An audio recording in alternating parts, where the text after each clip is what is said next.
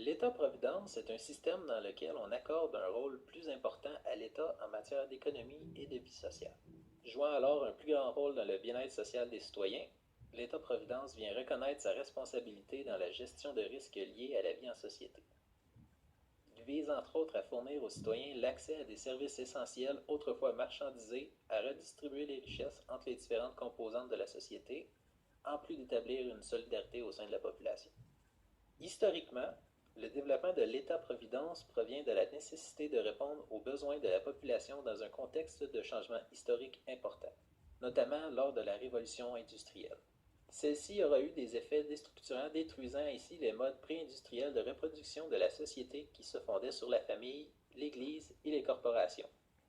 Autrement dit, les organisations telles que l'Église, par exemple, ne pouvaient plus remplir leur fonction de support auprès des citoyens en difficulté.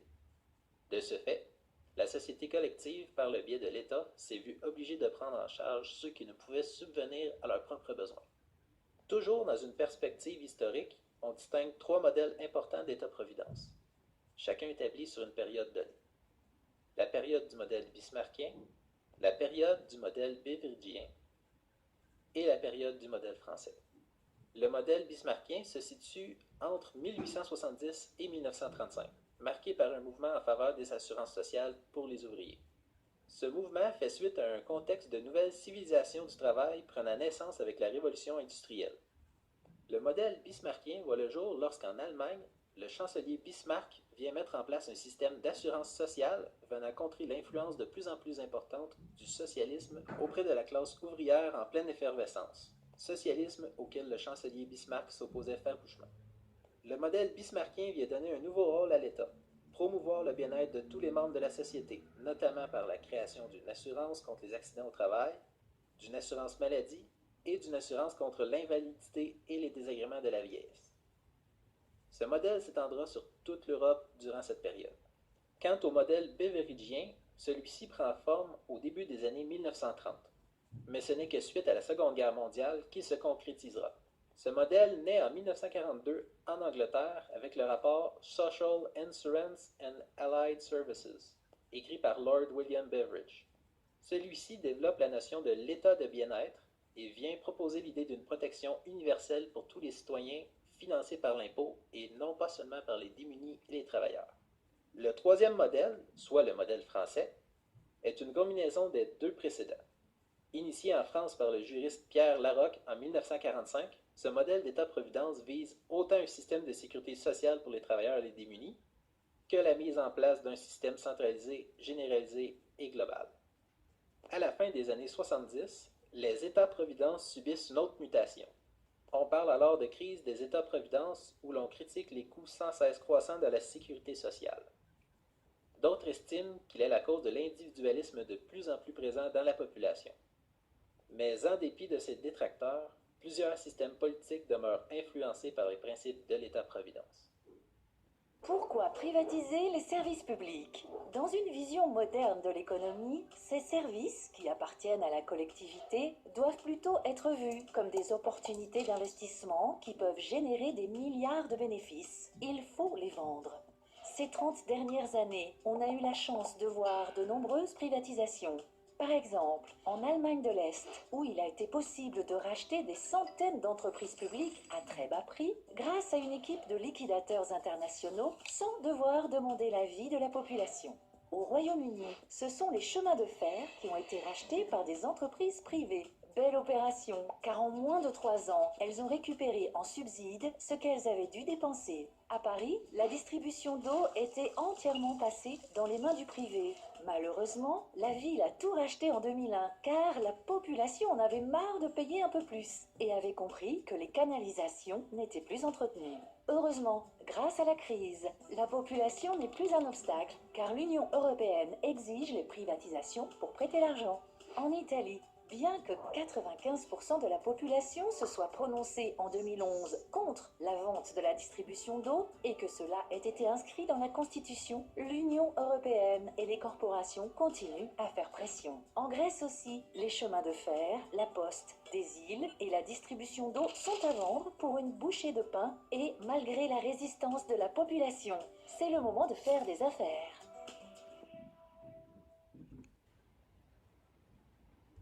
solidarity is quite dangerous. From the point of view of the masters, you're only supposed to care about yourself and not about other people. This is quite different from the people they claim are their heroes, like Adam Smith, who based his whole approach to the economy on the principle that sympathy is a fundamental human.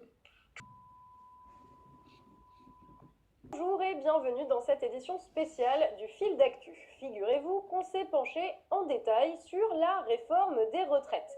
Et on a découvert que non seulement le soi-disant retrait de l'âge pivot est une énorme arnaque, mais en plus que cette loi risque de littéralement ruiner à la fois les retraités et les comptes publics de la France. Et pas dans 10 ou 20 ans, mais dès la minute où la loi va entrer en application. Alors on vous explique tout ça dans cette vidéo. Vous le savez tous, on en a largement parlé ici, ça fait plus d'un mois que la France est prise dans un conflit social majeur autour de la réforme des retraites. Mais depuis le 9 janvier, plusieurs choses ont bougé. D'abord, le Premier ministre a dévoilé son projet de loi à la presse, permettant à tout le monde d'en prendre connaissance. Puis, 2 jours plus tard, il a donné l'impression qu'il renonçait à l'un des dispositifs les plus controversés de la loi, à savoir celui de l'âge pivot. Le problème, c'est qu'en regardant les choses de plus près, en étudiant à fond la question, on a pu se rendre compte que non seulement ce dispositif n'a pas du tout été abandonné, qu'au contraire, la loi est faite de manière à la rendre inévitable, mais qu'en plus de cela, la loi pourrait, dans certains cas, amener à des mesures bien pires, y compris pour les personnes aujourd'hui à la retraite, qui ne devaient pas être concernées par la loi, mais dont les pensions pourraient baisser dès 2025. On va donc vous expliquer tout ça dans cette vidéo et vous pourrez ensuite juger par vous-même du projet du gouvernement et de sa sincérité quand il prétend accepter la main tendue de certains syndicats. Alors on le sait, on l'a déjà vu ici, ça fait plusieurs mois que la réforme des retraites voulue par le gouvernement est rejetée par les Français qui la perçoivent, en majorité, comme une dégradation de leurs conditions de vie. Mais depuis quelque temps, il y a un dispositif particulier de la réforme qui est au cœur du traitement médiatique et qui semble faire l'unanimité contre lui, y compris chez les gens globalement favorables à la réforme. Et ce dispositif, c'est ce qu'on appelle l'âge pivot ou âge d'équilibre. Vite fait, l'âge pivot, c'est quoi? C'est un âge, comme son nom l'indique, initialement fixé à 64 ans, en dessous duquel toute personne partant à la retraite se serait vue infliger des pénalités sur son niveau de pension. Si le gouvernement voulait une telle mesure, c'est parce qu'au-delà des grands discours sur l'universalité des régimes de retraite, sur l'égalité, la justice sociale, la réforme des retraites de Macron était également, et aujourd'hui on peut même dire surtout, envisagée comme une réforme comptable destinée à imposer un cadre financier strict à notre système de retraite. Mais le 11 janvier, dans une lettre envoyée aux syndicats, Édouard Philippe a annoncé renoncer temporairement à l'âge pivot.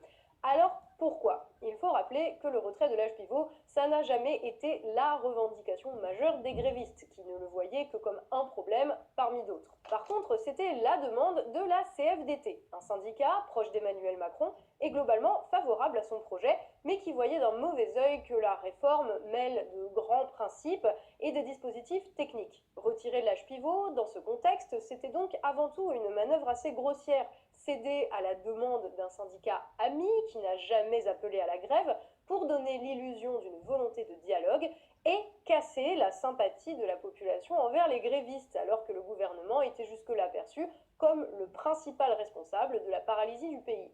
Et pourtant, on va être clair, dans cette affaire, même la CFDT s'est fait manipuler. Parce que contrairement à ce qui a été annoncé dans les médias, non, le gouvernement n'a pas retiré l'âge pivot de son projet. Si l'on regarde la lettre d'Édouard Philippe au syndicat, c'est écrit noir sur blanc que l'âge d'équilibre, autre nom de l'âge pivot, sera inclus dans le projet de loi. La seule chose qui en est retirée, c'est la fixation de cet âge à 64 ans pour 2027.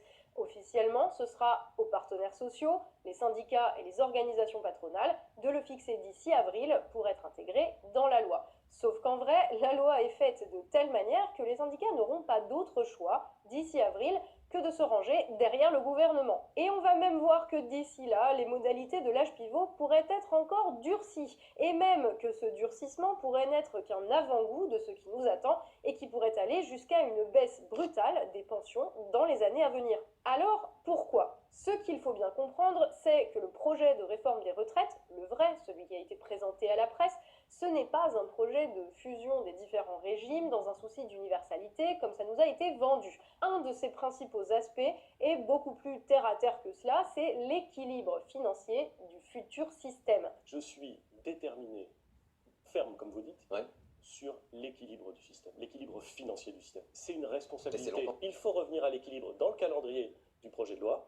Nous allons faire des propositions. Chacun a bougé, mais l'équilibre, le principe et la façon dont on l'obtiendra n'est pas négociable. C'est indispensable. Il y a quelque... Pour faire simple, le futur système de retraite, il fonctionne comme une grosse caisse alimentée par les cotisations retraite payées par les actifs et qui servent à payer les pensions des retraités. Et ce que prévoit la loi, c'est que les dépenses du système, donc les retraites versées, ne puissent pas dépasser le niveau des recettes. Donc qu'il ne puisse pas y avoir de déficit, ou si exceptionnellement il y en a un, qu'il soit épongé dans les 5 ans. Cette règle comptable, elle est au cœur du projet de loi. Et si on prend même le projet de loi organique qui va avec, c'est-à-dire la loi qui prévoit la mise en œuvre concrète du projet, on voit que l'obligation d'équilibre financier constitue le premier article de cette loi organique.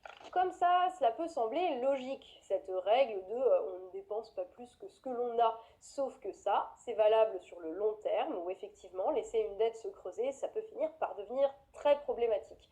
Mais à court terme, cette notion d'équilibre n'a aucune justification. Même un ménage, ça peut lui arriver de s'endetter sur une période parce qu'il doit acheter une voiture ou une maison sans que ce soit un problème. Mais là, fixer une règle d'équilibre à court terme, cela revient à interdire ce qui est autorisé pour n'importe quel ménage à une institution qui a en charge le versement des pensions de tous les retraités de la nation. Non seulement ça n'a pas de sens, mais en plus, comme on va le voir, ça peut s'avérer extrêmement dangereux, y compris pour les personnes qui, parce qu'elles sont déjà à la retraite, s'imaginent qu'elles ne sont pas concernées par la réforme. Parce qu'avec cette règle d'équilibre à court terme, la question qui se pose au conseil d'administration qui gère la caisse des retraites, c'est comment atteindre et surtout comment maintenir cet équilibre. Et là, les modalités sur lesquelles agir sont au final assez limitées. Du côté des recettes, il y a le niveau des cotisations sociales, leur assiette, c'est-à-dire les types de revenus sur lesquels elles sont prélevées et éventuellement des prélèvements qui peuvent venir les compléter, type CSG. Et du côté des dépenses, les leviers, ce sont le niveau des pensions, la valeur du point de retraite et l'âge de départ sur lequel on peut jouer via l'âge légal, le temps de cotisation nécessaire pour une retraite à taux plein ou un dispositif comme l'âge pivot. Ce qui, dans les 3 cas, contraint les gens à travailler plus longtemps pour un même niveau de retraite.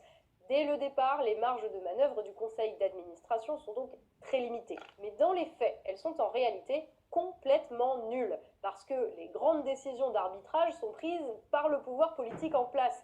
Là, avec sa lettre, Édouard Philippe a dit aux partenaires sociaux qu'il était prêt à revenir sur l'âge pivot s'il trouvait une autre solution pour que le système soit à l'équilibre. Sauf que le gouvernement a déjà dit qu'il était hors de question d'augmenter les cotisations sociales, qu'il était hors de question d'en élargir l'assiette, qu'il était hors de question de mettre en place de nouveaux prélèvements, qu'il était hors de question de toucher au niveau des pensions, qu'il était hors de question de toucher à la valeur du point, qu'il était aussi hors de question de toucher à l'âge légal et qu'il était hors de question d'augmenter la durée de cotisation.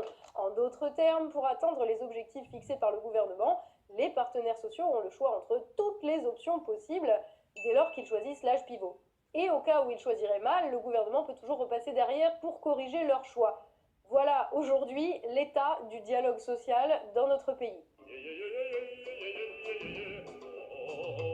Donc l'âge pivot sera bel et bien maintenu, tout simplement parce qu'il est l'outil central prévu par le gouvernement pour répondre à la contrainte comptable au cœur de la réforme. Et cet âge pivot pourra, comme prévu, être repoussé en fonction de chaque plan d'équilibre quinquennal. Mais les choses ne s'arrêtent pas là, et pourraient vite prendre des proportions plus inquiétantes. Parce que, curieusement, quand on parle de la réforme des retraites du gouvernement, il y a une chose qui est rarement évoquée, et c'est son coût. Oui, ça peut paraître incroyable, étant donné que le gouvernement passe son temps à jouer au champion de l'équilibre, mais en réalité, cette réforme risque de coûter très très cher à notre système de retraite. En fait, personne ne le sait vraiment à ce jour, tout simplement parce qu'aussi fou que cela puisse paraître, le gouvernement lui-même n'a jamais chiffré sa réforme et n'a réalisé aucune étude d'impact avant de la rendre publique. Ça sonnerait presque comme une blague, mais oui, on a une réforme qui prétend à l'équilibre financier, mais dont les gens qui l'ont écrite n'ont pas pensé à chiffrer le coût réel. C'est ça la puissance intellectuelle.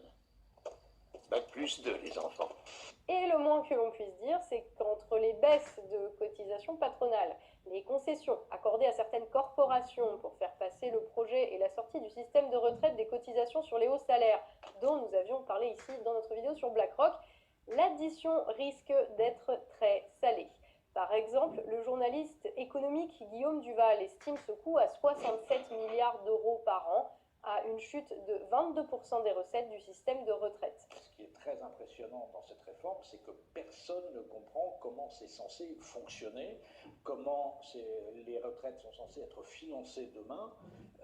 Il risque d'y avoir un déficit de financement très important puisque le gouvernement veut aligner toutes les cotisations employeurs vers le bas. La question qui a été posée, c'est à partir de quand pourrons-nous avoir des simulations à titre individuel liées au parcours de chacun?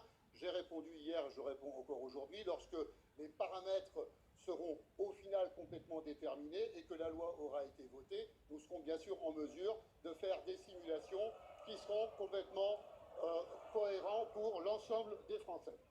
Quand on sait que le Conseil d'orientation des retraites s'inquiète aujourd'hui du fait que le système de retraite pourrait atteindre 17 milliards de dettes cumulées en 2025, on comprend que si ce chiffre n'est pas exagéré, tous les âges pivots du monde vont vite se révéler totalement insuffisants pour maintenir l'équilibre financier. Et tous les grands principes affichés par le gouvernement, type « on ne touchera pas à la valeur du point », risquent rapidement de sauter devant la situation de chaos qu'il aura créée. Et ça, c'est encore si tout se passe normalement, c'est-à-dire si les choses restent sous contrôle. Parce qu'on a dit tout à l'heure que les recettes dépendaient avant tout des cotisations sociales récoltées. Mais le niveau de ces cotisations, le principal facteur qui les détermine, ce n'est pas leur taux, c'est le niveau d'emploi. Dans un système qui est censé être tout le temps à l'équilibre, qu'est-ce qui se passe si d'un coup on a un gros ralentissement de l'activité à cause, par exemple au hasard, d'une crise économique comme celle de 2008. D'un coup, on se retrouve avec une énorme chute des cotisations qu'il faut en urgence compenser. Et là, ce n'est pas seulement sur les promesses liées aux retraites futures, à la valeur du point ou à l'âge de départ qu'il faut brutalement revenir si on veut maintenir l'équilibre. Le seul moyen, ça devient de baisser le niveau des pensions. Jusque-là, la préservation du niveau des pensions, quelle que soit la conjoncture économique, c'était une base, un fondement de notre système de retraite. C'est pour ça qu'en temps de crise économique, les retraités français ont toujours vu leur niveau de revenus maintenu, là où en 2008, par exemple, dans certains pays d'Europe, les pensions avaient pu baisser. Mais si le principe d'équilibre financier prend le pas sur celui de pension garantie, la logique n'est plus la même. Et donc, dès 2025, l'année où ce principe d'équilibre du système universel est censé commencer à être appliqué de manière centrale, malgré les discours main sur le cœur de nos ministres, plus rien n'empêchera de baisser les pensions de nos retraités en cas de crise. Une décision d'ailleurs qui aurait pour effet d'aggraver la crise parce que la chute brutale de la consommation des retraités se répercuterait sur l'ensemble de l'économie et la déstabiliserait encore plus. Et pourtant, ce serait le seul moyen pour un gouvernement de ne pas contrevenir à la loi qui est aujourd'hui en débat et dont toutes les personnes qui sont à la retraite et qui s'imaginent ne pas être concernées pourraient bien en réalité avoir un intérêt à empêcher le passage en force. Voilà, avec cette vidéo, on a donc vu que loin d'être retiré, l'âge pivot était bien toujours au cœur de la réforme des retraites. Tout simplement parce que c'est le mécanisme phare envisagé par le gouvernement pour atteindre ses propres objectifs comptables et que ces objectifs comptables étaient indissociables de la réforme. Mais on a vu aussi que pour d'autres raisons, que ce soit le coût réel de la réforme ou les instabilités qu'elle risque de générer en temps de crise, elle pourrait rapidement avoir des effets néfastes pour toute la société, y compris pour les retraités qui, aujourd'hui, considèrent à raison qu'ils méritent leur retraite parce qu'ils ont travaillé dur, mais qui du coup s'imaginent peut-être un peu trop vite que le gouvernement va les laisser tranquilles. Alors évidemment, d'autres auront sans doute une autre analyse que nous. D'aucuns considèrent déjà qu'en retirant temporairement de son projet de loi la mention d'un âge pivot à 64 ans, le gouvernement a fait montre d'écoute, de dialogue, et que c'est une raison suffisante pour accepter son projet. De notre côté, à la lecture des projets de loi, lois organiques et autres exposés de motifs, telles ne sont pas nos conclusions. Mais on peut se tromper. À vous maintenant, au regard des éléments que nous vous avons fournis et des informations que vous trouverez ailleurs, mais aussi de ce que vous savez, de ceux qui nous gouvernent, de savoir si vous devez ou non leur faire confiance. Ou si... Salut à tous. Le 22 janvier, le projet de loi portant sur la réforme des retraites sera présenté en Conseil des ministres. La réforme des retraites à laquelle je me suis engagé devant vous et qui est portée par le gouvernement sera menée à son terme. Parce qu'il s'agit d'un projet de justice et de progrès social. Face à l'inflexibilité d'Emmanuel Macron, les mouvements de grève se poursuivent plus que jamais. Mardi 7 janvier, les syndicats et les partenaires sociaux entameront leur concertation avec le gouvernement. Ils veulent obtenir, comme nous l'avons vu, le retrait de l'âge pivot fixé à 64 ans. Mais le 1er janvier, un événement d'une autre teneur n'est pas passé inaperçu. Un personnage important figure parmi la promotion de la Légion d'honneur 2020. Jean-François Cirelli, ancien conseiller de Jacques Chirac, cet homme est notamment le président des fonds BlackRock France depuis janvier 2016. BlackRock, est-ce que ce nom vous dit quelque chose ? Nous avons de grandes ambitions pour la France dans l'avenir. Vous allez investir davantage, vous allez grossir en France, effectivement, dans les mois qui viennent? Oui. Le véritable enjeu de cette réforme des retraites n'est pas seulement le passage de 40 régimes spéciaux à un régime unique, ni même uniquement la transformation de notre système par répartition en un système par capitalisation tel qu'il se pratique aux États-Unis. Mais l'idée de base qui est de dire pensez à votre retraite et au lieu de dire j'aurai pas assez d'argent, commencez à épargner est une bonne idée. Cette réforme des retraites met en exergue une réalité qui existe depuis la Révolution française et que l'historien Emmanuel Baudelomini a dénoncé notamment dans ses livres Les responsabilités des dynasties bourgeoises et qui constitue le cœur nucléaire de notre système actuel, de la démocratie moderne. Il s'agit de l'influence, même du pouvoir, du joug qu'exerce la haute finance internationale sur nos institutions. Ma seule boussole est et sera l'intérêt de notre pays. C'est un aspect dont on a peu parlé parce qu'il ne concerne pas, à première vue, la majorité des Français, mais seulement 300 000 d'entre eux, les hauts cadres, ceux qui ont les plus hauts revenus excédant 10 000 euros par mois. Le gouvernement veut faire des économies en limitant les pensions versées à ces personnes à la retraite. Actuellement, ces hauts cadres cotisent comme tout le monde, c'est-à-dire à hauteur de 28,12% sur la totalité de leurs revenus. Et lorsque cette réforme entrera en vigueur, leurs cotisations seront plafonnées à 120 000 euros par an, soit 10 000 euros de revenus par mois. Tous leurs revenus qui excéderont 10 000 euros par mois, ces hauts cadres ne cotiseront plus au régime général, mais y paieront une taxe dite de solidarité qui s'élèvera à 2,81% et qui ne leur ouvrira aucun droit. Pour maintenir leur niveau de vie, et forcément pour compléter leur pension versée par l'État qui sera insuffisante, ces cadres seront forcés d'investir une partie de leurs revenus dans des fonds d'investissement spécialisés, privés, afin de bénéficier d'une rente ou d'une pension à la retraite.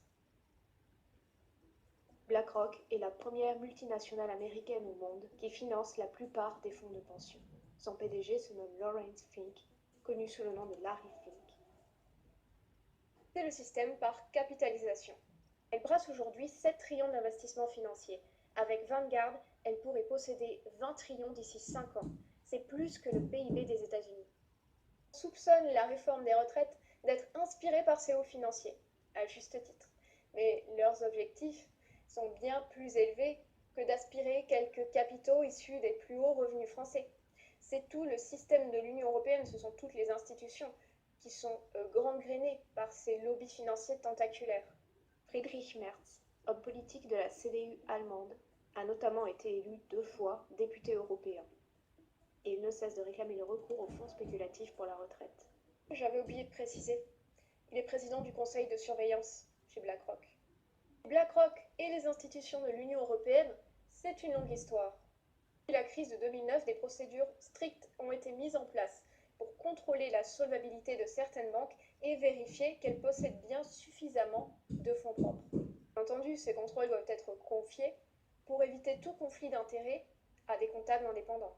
En 2014, la Banque centrale européenne a fait appel à sa filiale de conseil BlackRock Solutions pour l'aider à élaborer son plan de rachat de créances. 33 rencontres ont été organisées cette année. L'influence du lobby n'a cessé d'étendre ses ramifications au sein des institutions de l'Union européenne et de ses États. L'expertise de BlackRock a également été imposée à la Grèce par la Troïka, c'est-à-dire la Banque centrale européenne, la Commission européenne et le Fonds monétaire international. Le 5 juin 2009, le Conseil de la Commission européenne a publié ses directives ou ses recommandations concernant le programme national de réforme de la France pour 2019, portant avis du Conseil sur le programme de stabilité de la France pour 2019.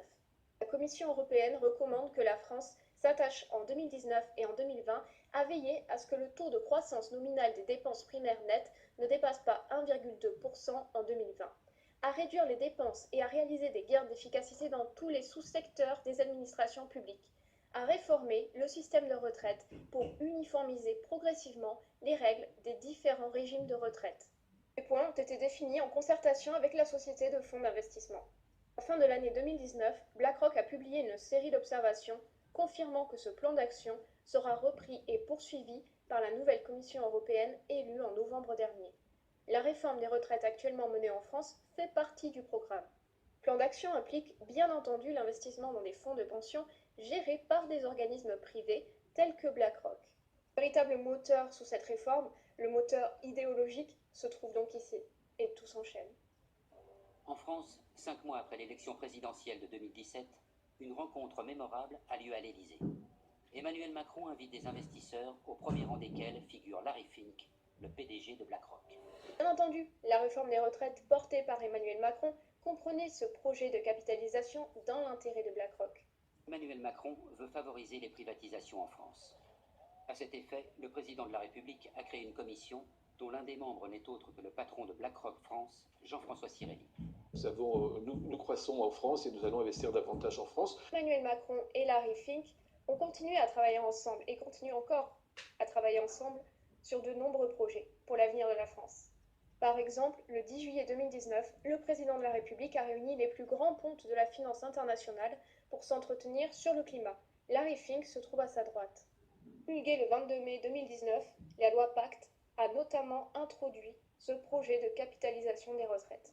Le 2 juin 2019, BlackRock France a publié un document intitulé « Loi Pacte, le bon plan des retraites », assorti de recommandations pour le gouvernement français afin de renforcer le système de plan épargne-retraite et les investissements chez les gestionnaires de fonds privés.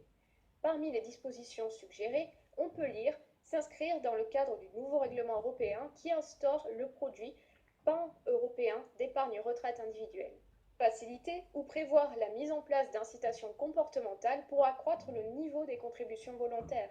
Ou encore, imposer à terme la mise en place des dispositifs d'épargne-retraite de type auto-enrôlement, adhésion automatique. Voyons très bien se dessiner à l'horizon le gouvernement, ou les gouvernements qui viendront après 2022, c'est la même chose, prendront toutes les mesures nécessaires pour forcer les Français, non pas directement ni légalement, mais par incitation, comme l'a rappelé Édouard Philippe dans son discours, à investir dans ces fonds de gestion privée s'ils veulent bénéficier d'une pension de retraite. Alors après, je crois qu'il faut éduquer un peu les Français. Nous sommes dans cette idée-là, sur l'idée qu'il faut prendre très tôt, réfléchir à sa retraite. Nouvelle génération, et je n'entends pas seulement les personnes qui sont nées autour de l'an 2000, mais aussi les personnes qui sont nées vers la fin des années 80 et à partir des années 1990, connaissent des difficultés que leurs parents et nos grands-parents, nos arrière-grands-parents n'ont pas connues, avec la hausse démentielle des prix, des loyers, les salaires qui ne sont plus indexés sur l'inflation, ce qui explique que l'on ne puisse plus, par exemple, accéder à la propriété, ou tout simplement que les fins de mois soient difficiles alors que l'on travaille à temps plein et que le salaire d'un chef de famille ne suffise plus à nourrir sa femme et ses enfants.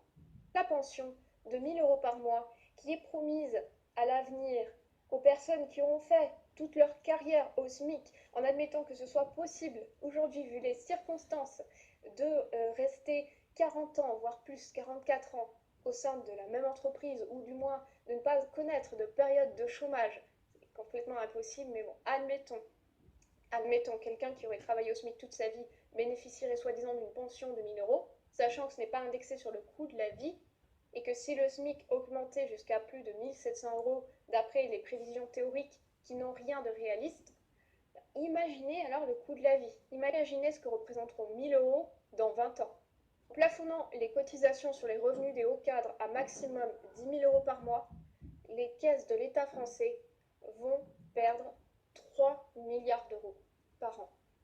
Il est évident à terme qu'avec la réforme qui sera menée jusqu'en 2045, l'État n'aura plus les fonds suffisants pour verser à tous des pensions de retraite à la hauteur de leurs revenus. Ce qui va forcer même ceux qui ont un petit salaire à devoir investir une partie de leurs revenus dans ces fonds de gestion, ces fonds d'investissement privés. Il faut que les Français commencent à réfléchir en se disant mais nous avons intérêt très tôt à réfléchir après 60 ans, après 65 ans. Et c'est une totale différenciation par rapport à ce qu'on fait aujourd'hui. Et donc je crois que ce projet de loi, s'il est voté, ira dans la bonne direction. Cette réforme des retraites devrait donc permettre à BlackRock de toucher non plus 230 milliards d'euros, mais 300 milliards d'euros par an en 2022. Et bien entendu, la haute finance ne se contentera pas de ce petit capital supplémentaire. En fait, ils investissent tous les secteurs qui concernent les institutions de l'Union européenne et donc forcément les décisions qui sont prises en France au niveau national. Ce n'est donc que le premier volet de la disparition programmée de notre service public tel que nous le connaissons actuellement et de notre système social. En 2017, le gouvernement d'Édouard Philippe a créé un comité d'action publique 2022 en vue, je cite, de repenser le modèle de l'action publique en interrogeant en profondeur les métiers et les modes d'action publique au regard de la révolution numérique qui redéfinit les contours de notre société. Regardons un petit peu plus en détail. Dans un document publié en juin 2018 présentant les 22 actions à mener pour transformer notre service public, qui trouve-t-on parmi les membres? Jean-François Cirelli, nommé PDG de BlackRock en 2016. Et parmi les propositions pour faire des économies, non, pas sur le dos des Français, voyons. Les usagers vont être mis à contribution. Pour limiter l'utilisation de la voiture, je cite, favoriser la mise en œuvre d'un péage urbain dans les principales métropoles. Supprimer des dispositifs peu efficaces, notamment au regard de leurs coûts pour les finances publiques, certaines aides sociales et fiscales zonées, certaines exonérations sociales, certains taux réduits de TVA, certaines aides à l'innovation. Beaucoup plus intéressant encore, vers une société zéro cash, pour avoir un contrôle total des dépenses et des rentrées d'argent. Je cite, supprimer les espèces, les chèques et les timbres pour le paiement fiscaux et sociaux d'ici 2 ans. Rendre obligatoire l'acceptation des paiements dématérialisés, carte bancaire, téléphone, virement, pour tous les achats sans montant minimum. Réduire progressivement la circulation d'espèces vers une extinction complète. L'argent dématérialisé, c'est de l'argent qui ne nous appartient plus. C'est de l'argent qui n'existe plus réellement. Même si c'est déjà le cas, mais là on va passer à un niveau supérieur. Tout numérique, ce n'est rien d'autre que la collecte des données dans absolument tous les domaines et dans des fichiers centralisés. On va bien au-delà de BlackRock. C'est tout un réseau financier tentaculaire dans le monde, au sein de l'Union européenne et au sein de la République française. L'investissement et les transactions menées par BlackRock sont tellement colossaux qu'un esprit humain ou un contrôle humain ne peut même pas mener ces investissements financiers en même temps et de manière presque infaillible. La multinationale BlackRock utilise donc un logiciel extrêmement performant, pratiquement omniscient, qui se nomme Aladdin. On ignore ce qui est réellement stocké dans cette base de données. Quoi qu'il en soit, Aladdin prend de lourdes décisions en matière d'investissement à l'échelle mondiale. L'utilisation de ce programme pose la question de l'influence qu'il confère à BlackRock sur notre société. Ce système, comme je vous le disais, il est inhérent à la démocratie moderne. Dans un entretien accordé à McKinsey en 2012, Larry Fink s'exprime sur la nature des relations futures qui liera les gouvernements aux multinationales. Le partenariat entre les gouvernements et le domaine des affaires est en train de devenir incontournable. Il est impératif que l'on travaille ensemble pour bâtir un lien plus solide. Nous devons organiser et bien penser ce processus. Il nécessitera de nombreuses actions gouvernementales pour satisfaire les exigences du marché. Parce qu'ultimement, nous devrons satisfaire le marché. Il y a un entretien très intéressant qui a été publié dans l'hebdomadaire L'Humanité. L'auteur des Métropoles barbares, Guillaume Fabruel, analyse ce que le poète belge Verhaeren qualifiait de ville tentaculaire en 1895. Les métropoles privent les citoyens d'actions fondamentales pour leur autonomie, qu'elle soit matérielle, cette autonomie, mais aussi et avant tout spirituelle et intellectuelle. Les métropoles sont faites pour nous enchaîner l'esprit comme le corps dans ce système. Et c'est justement en déracinant complètement l'homme, en le déracinant même dans son environnement visible et pas seulement intellectuellement, donc en créant un homme nouveau qui est sans repère, qui est sans racines, qui est sans histoire, qui est sans région, qui est sans famille, et bien qu'on pourra obtenir un espèce de robot manipulable à souhait. Donc ce qui nous questionne aujourd'hui, c'est comment sortir de ce système, comment acquérir une véritable indépendance, sachant que les moindres investissements, les moindres transactions, nos moindres actions peuvent être tracées et toutes les données sont collectées. Et même si vous achetez des crypto-monnaies, il a bien fallu que vous réalisiez une opération par carte bancaire. Et d'ailleurs, ce n'est pas pour rien que les banques centrales s'intéressent de plus en plus aux crypto-monnaies, que même certains États adoptent certaines crypto-monnaies comme monnaie légale en fait d'échange, parce que c'est ce qui permet de poser un cadre légal et donc c'est ce qui permet aussi de faire rentrer dans le contrôle et dans le système ce qui était créé à la base pour y échapper. Il y a quelque chose en tout cas qui nous appartiendra toujours et que aucun algorithme n'aura le pouvoir de forcer, c'est le contenu de nos esprits, c'est ce qu'il y a à l'intérieur de nos cerveaux, de nos pensées. Et c'est là que se trouve la véritable indépendance, peu importe notre mode de vie, à nous de naviguer dans ce système, d'en tirer parti comme nous le pouvons. En revanche, il est de notre devoir, parce que c'est ce qui est à notre portée, à la portée de nos actions, de nourrir notre esprit, d'élever notre esprit, de cultiver nos traditions, défendre et de préserver celui de nos enfants.